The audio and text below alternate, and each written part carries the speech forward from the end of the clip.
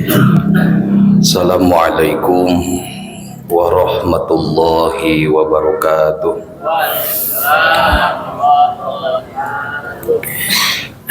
Alhamdulillah, alhamdulillahillazi ja'ala hadhihi al-lailah lailatal mubarakah, wassalatu wassalamu ala man la nabiyya ba'dah wa la rasula ba'dah, sayyidina wa habibina wa syafi'ina wa qurrati a'yunina wa maulana Muhammadin wa ala alihi wa sahbihi wa mawalah, amma ba'du.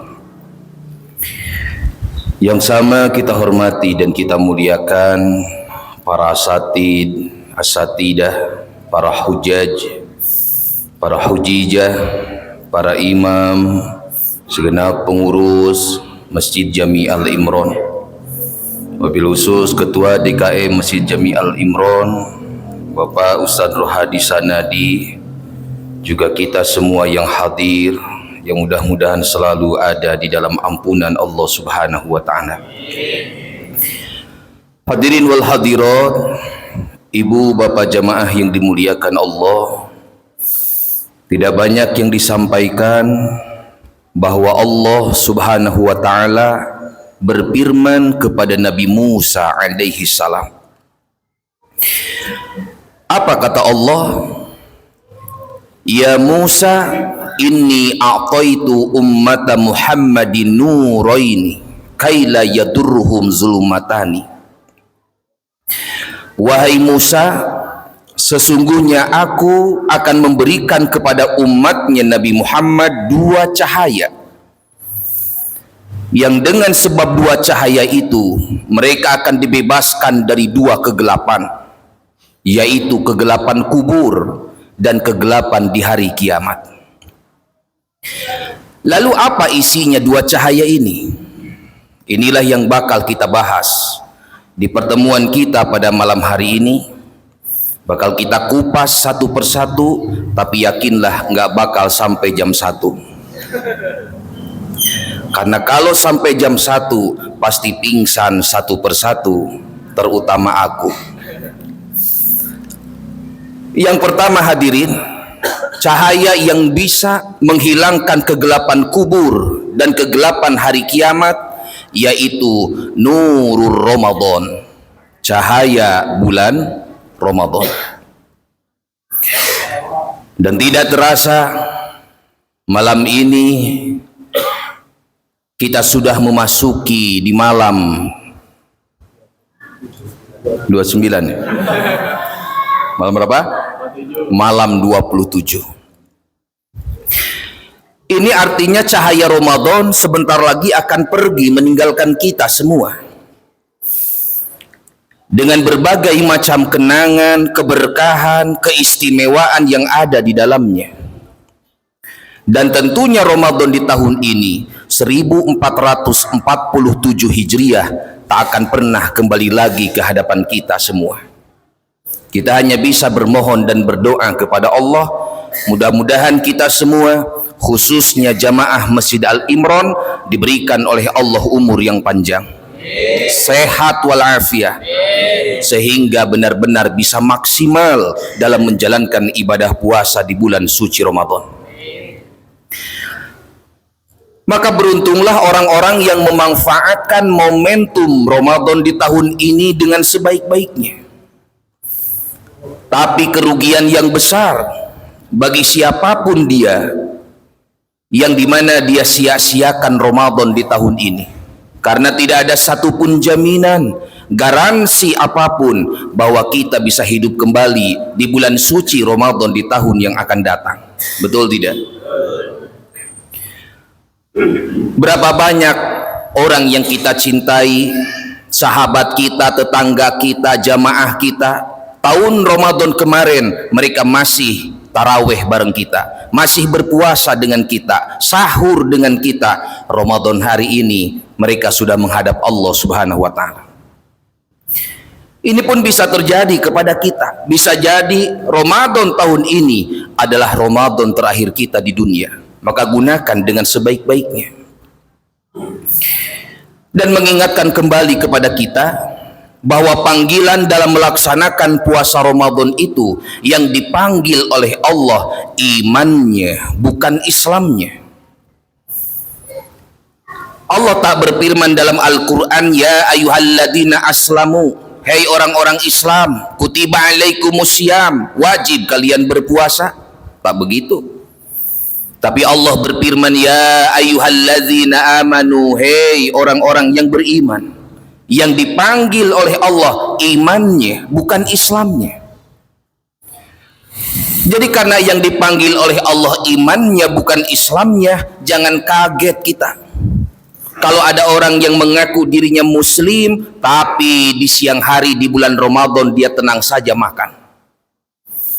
Jangan heran kita, ada orang yang ketika dicek KTP-nya agamanya Islam, tapi dia tenang saja merokok di siang hari di bulan suci Ramadan. Kenapa Ustadz? Karena yang dipanggil oleh Allah imannya, bukan Islamnya. Betul tidak? Jadi pondasi dalam ibadah itu iman. Kenapa orang mau melaksanakan puasa Ramadan? Dari pagi sampai maghrib gak makan, gak minum, dia tahan hasrat seksualnya dan lain-lain, semua itu karena panggilan iman. Lalu kenapa kita dari rumah datang ke rumah Allah, Masjid Al-Imran, memenuhi panggilan azan, sholat isya berjamaah, dilanjutkan dengan taraweh, dilanjutkan dengan witir, apalagi jamaah Al-Imran malamnya dilanjutkan lagi dengan tahajud minimal 100 rakaat. Hah? Nyampe 100 rakaat? Nyampe ya Ibu? Alhamdulillahirabbil alamin. Mudah-mudahan Allah mengampuni kebohongan ibu dan bapak semua. Boro-boro 100 rakaat. Ya minimal 2 rakaat lah.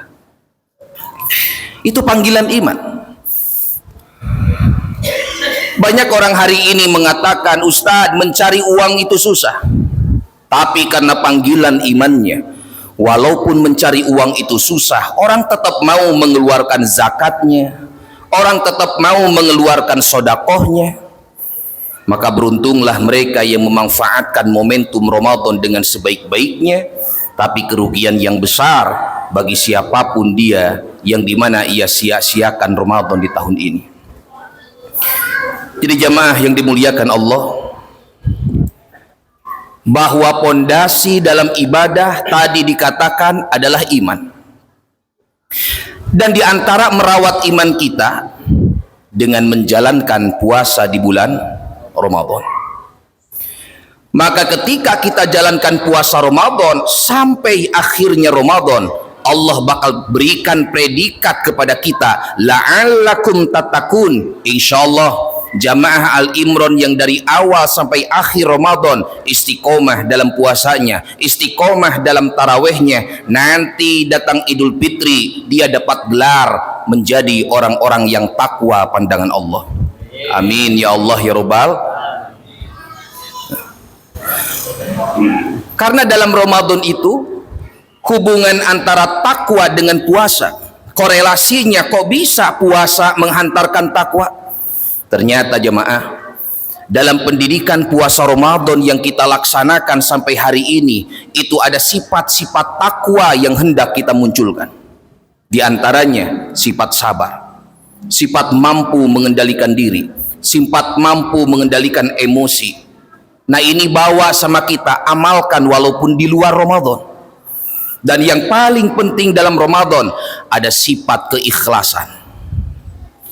Karena satu-satunya ibadah yang tidak bisa dipamerkan hanya puasa. Betul tidak? Sholat gampang orang pamer. Selama ini dia nggak pernah sholat, tapi ketika datang keluarganya dari Banten, nginep seminggu di rumahnya, seminggu itu juga rajin dia sholat. Tapi setelah keluarganya balik lagi, pulang kampung lagi, mulai nih dia tinggalin lagi sholatnya itu. Artinya apa? Dia sholat bukan karena lillah, bukan karena Allah, tapi sholatnya karena lil family, karena keluarga. Anak muda disuruh jadi imam, bujangan disuruh jadi imam. Dek, maju jadi imam dek. Dia pun gak nolak, semangat dia maju jadi imam. Kenapa semangat? Ternyata di belakangnya ada calon mertuanya. Itu ketika di depan motivasinya udah beda. Lihat dia ke belakang, jamaah barisan rapatkan, sop luruskan, HP matikan. Oh, semangat Pak, ada calon mertua. Bahkan itu takbiratul ihram paling 2 detik kan, 3 detik kita takbiratul ihram, ini 10 menit Pak. Saking semangatnya ada mertuanya di situ. Sholat gampang orang pamer, zakat gampang orang pamer. Datang dia ke masjid, nanya ke pengurus, Pak pengurus, berapa bayar zakat di Al Imron? 50.000 per kepala Pak.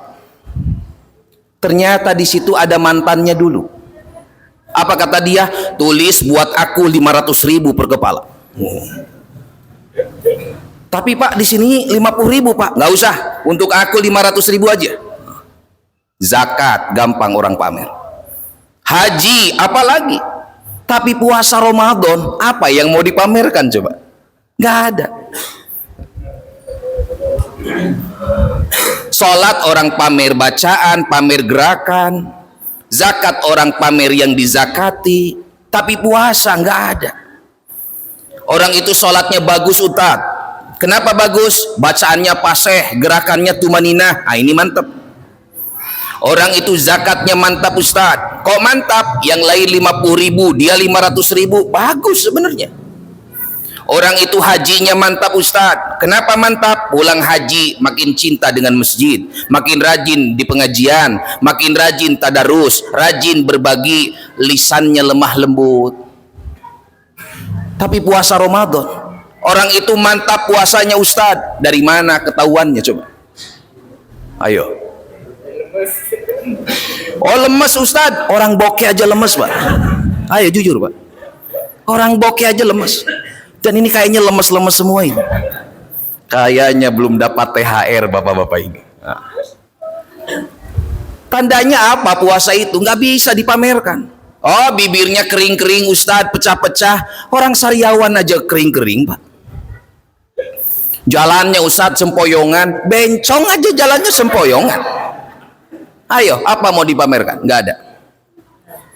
Kata Nabi, bau mulut orang yang berpuasa lebih wangi daripada minyak kasturi. Pamerkan itu aja. Bau mulutnya paling juga. Maka kalau kita melirik hadis riwayat Imam Bukhari dikatakan, kullu amali bani Adam lahu ila siyam fa innahu li wa ana ajzibi. Seluruh amal umat manusia kembali semua kepada mereka ila siyam, kecuali puasa. Fa innahu li, puasa itu untuk aku, wa anna ajzibi, dan aku yang bakal membalasnya. Dan insya Allah puasa kita semua bakal dibalas dengan lipatan-lipatan balasan kebaikan kepada kita, terlebih menggapai surganya Allah Subhanahu wa Ta'ala.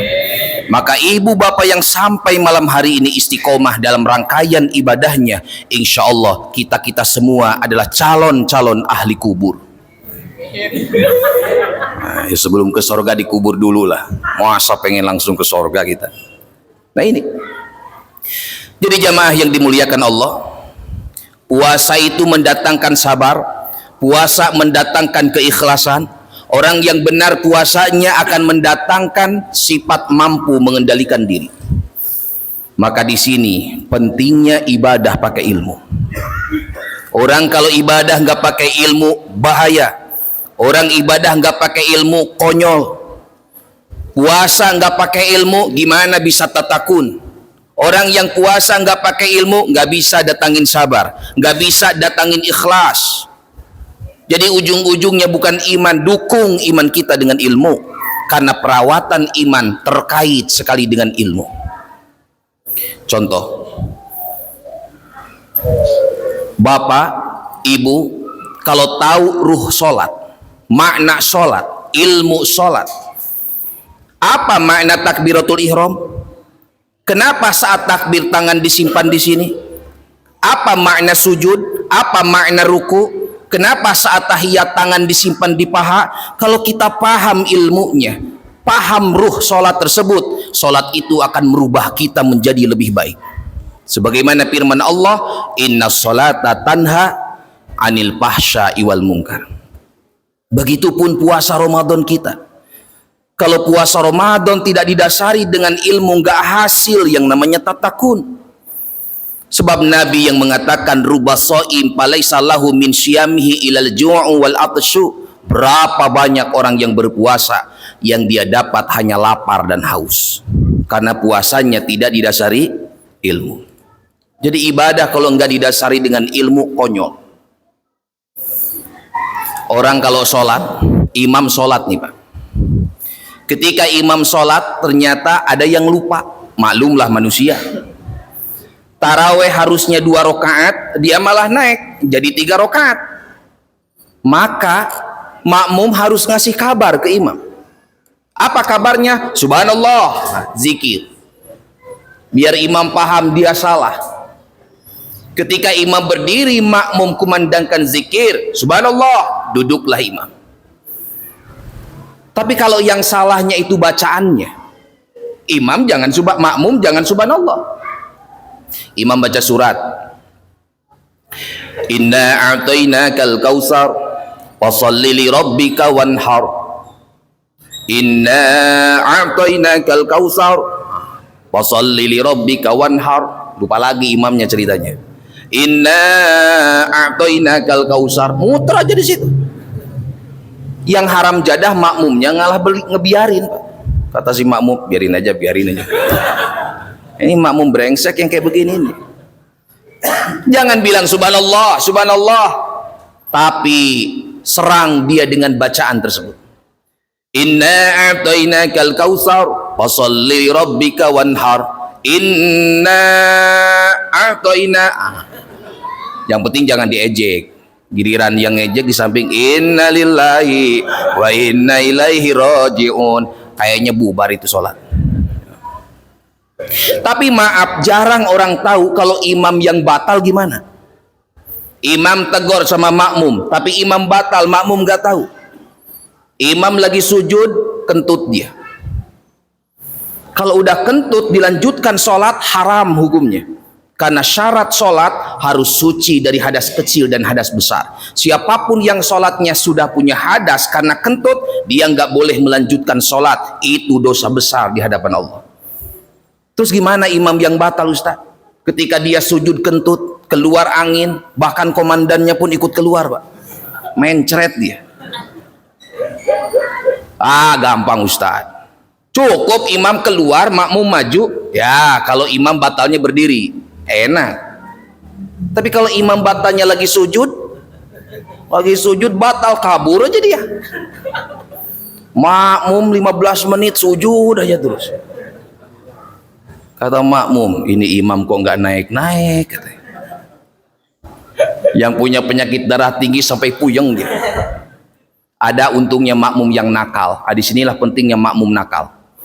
Karena udah 15 menit makmum naik dia, lihat ke belah ke depan, ternyata imamnya nggak ada. Apa kata dia? Oh, imamnya hilang. Akhirnya bubar, Pak. Jadi bahaya ibadah kalau nggak pakai ilmu. Sama kayak di Banten, Pak. Ada pemuda tiap malam mabok aja dia. Bahkan bulan Ramadan aja mabok terus. Pengurus masjid jengkel ke dia, masyarakat nggak senang, orangnya biang kerok. Tapi yang namanya manusia ada pengen tobatnya dia, betul tidak? Dia banyak dosa dalam hati, aku nanti subuh mau ke masjid, mau sholat, mau tobat. Akhirnya berangkat azan subuh ke masjid. Pas di masjid ada pengurus di situ. Dalam hati pengurus, ini nih orang mau ke masjid nih, kayaknya mau ngambil kotak amal nih orang. Orang nggak pernah ke masjid dia. Akhirnya disamperin sama pengurus itu. Mau ngapain lu ke sini? Mau sholat, Pak? Bohong loh. Mau ngambil kotak amal ya?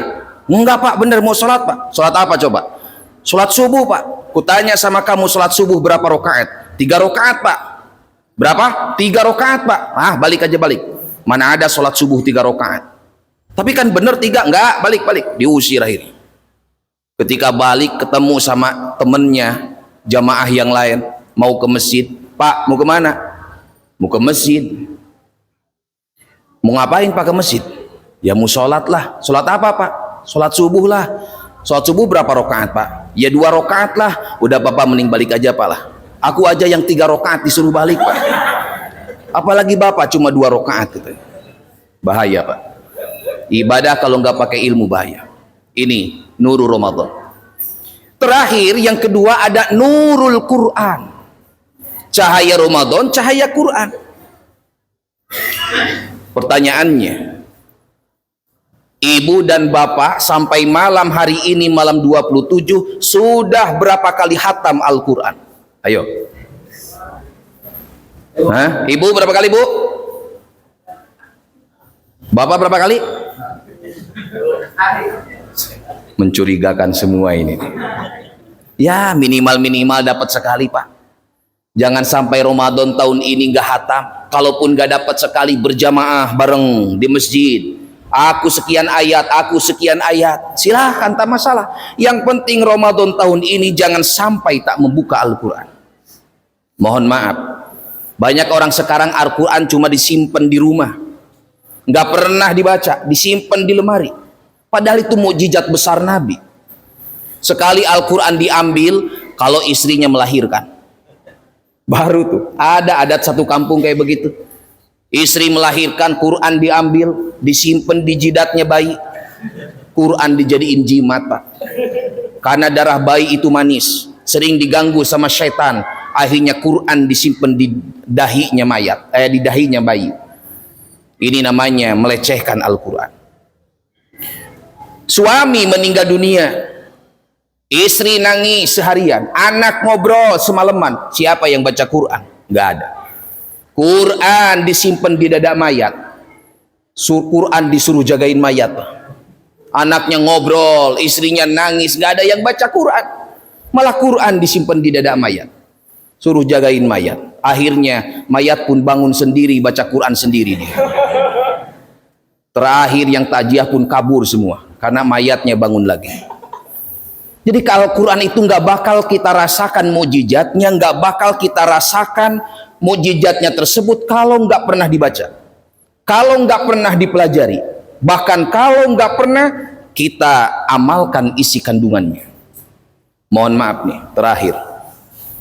Berapa banyak orang tua hari ini anaknya les bahasa Inggris 250.000 per jam dibayar. Anaknya les komputer 150.000 per jam dibayar. Anaknya les bahasa Jerman, Perancis, Mandarin 350.000 dibayar. Anaknya les taekwondo 1 juta dibayar.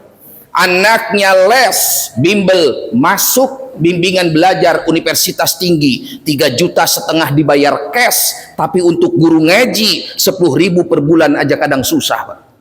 Betul tidak? Haram jadah doang. Ada di sini kayak begitu. Giliran bahasa Inggris ratusan ribu, giliran Al-Quran masa bodoh. Hati-hati. Karena kalau kita nanti meninggal dunia, jawab nih, mau dibacain Quran apa koran? Hah? Nanti kalau kita meninggal mau dibacain Quran apa koran? Pengen Quran kita.